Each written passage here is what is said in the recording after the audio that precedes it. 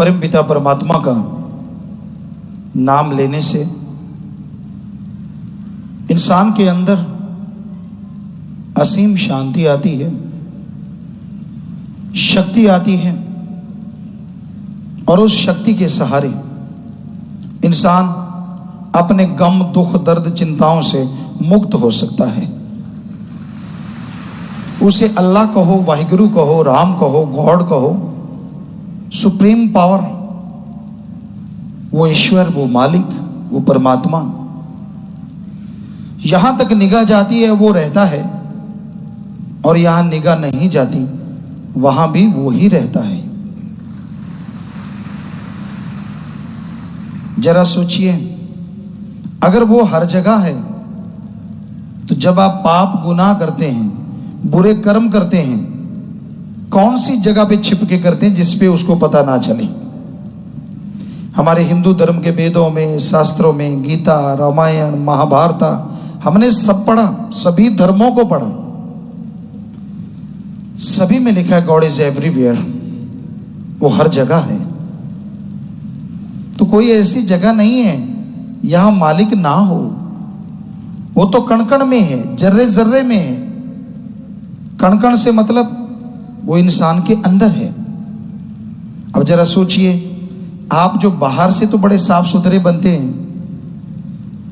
और जब आप बुरे कर्म करते हैं, पाप गुनाह करते हैं, और ये सोच लेते हैं कि कौन सा मालिक देख रहा है, अब आप खुद सोचिए, वो तो आपके अंदर रहता है, उससे कैसे, कब छुपाओगे जो आप बुरे कर्म करते हो?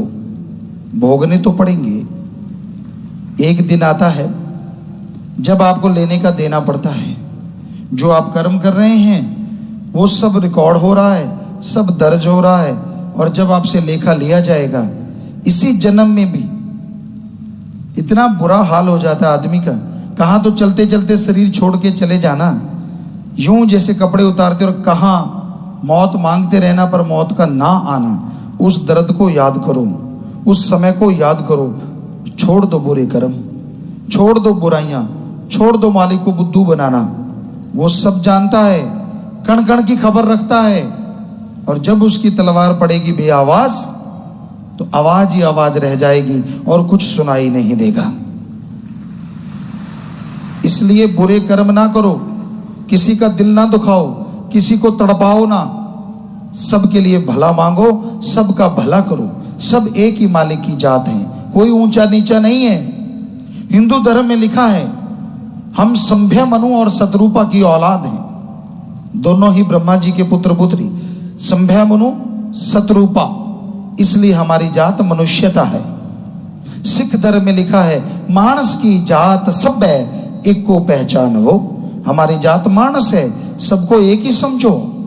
इस्लाम धर्म में लिखा है अल्लाह सुप्रीम पावर, अल्लाह ताला रहमो करम का दाता, उसकी औलाद हव्वा, और आदम से हम बने हैं, हमारी जात आदमियत है।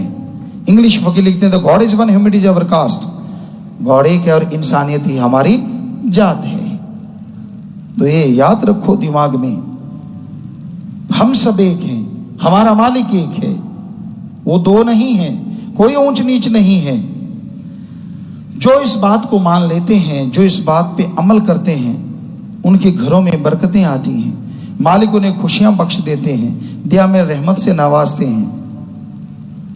पुराने टाइम में एक गाना सुना करते हैं, लिखने वालों का भी दिलो दिमाग होता है, इंसान होते हैं, चाहे गाना ही क्यों ना हो, फिर वो रूहानियत पे फिट बैठता है। रब नाल ठगियां क्यों मारे बंदिया, दिन रात पाप च गुजारे बंदिया। चाहे वो दिखने में सादी सी लाइन है, लेकिन है बहुत स्टीक है, बहुत स्ट्रांग है, कि हर टाइम रब से ठगी। जब पता है कि वो देख रहा है और फिर भी उसको बुद्धू बनाना, फोटो को उतार के रख दोगे, कमरे को कुंडा लगा लोगे, पर अंदर से उसको कैसे निकालोगे? वो तो अंदर बैठा है। ठगी, बेईमानी, भ्रष्टाचार किसी भी धर्म में जायज नहीं। सबने कहा है ये गलत है, ये नाजायज है, फिर भी लोग मीठा बोल बोल के ठगियां मारते हैं, बेईमानी करते हैं, भ्रष्टाचार करते हैं, पाप गुनाह करते हैं, जो कि महापाप है। तो ये कर्म ना करो, ये से कर्म करोगे तो जिंदगी में दुख दर्द परेशानियों की सीमा नहीं रहेगी। इसलिए भले कर्म करो, परमात्मा अल्लाह वाहिगुरु ओम हरि का नाम जपा करो, आधा घंटा सुबह शाम कम से कम उसके लिए दो, वो आपके 24 घंटे सवार देगा, वो पूरी जिंदगी सवार देगा, ये हम आपको गारंटी देते हैं। मर्जी आपकी है, क्योंकि जब तक आदमी तंदुरुस्त होता है, जब तक शरीर चल रहा होता है तो भगवान याद नहीं रहता, और जैसे चारपाई पे पड़ा नहीं, भगवान के बिना कुछ याद नहीं रहता। तो इसलिए भाई तब भगवान की याद नहीं आती, तब तो परेशानियां दुख तकलीफें इतनी बढ़ जाती। तो तंदुरुस्ती में दुख में सुमरन सब करें और सुख में करे न कोई, जो सुख में सुमरन करे तो दुख काहे को होए। अगर आपको सुख शांति है, बाल बच्चे परिवार सब लोग ठीक ठाक है, तो सुमरन करते रहो ताकि वो फ्यूचर में ठीक ठाक रहें, आपको खुशियां मिले।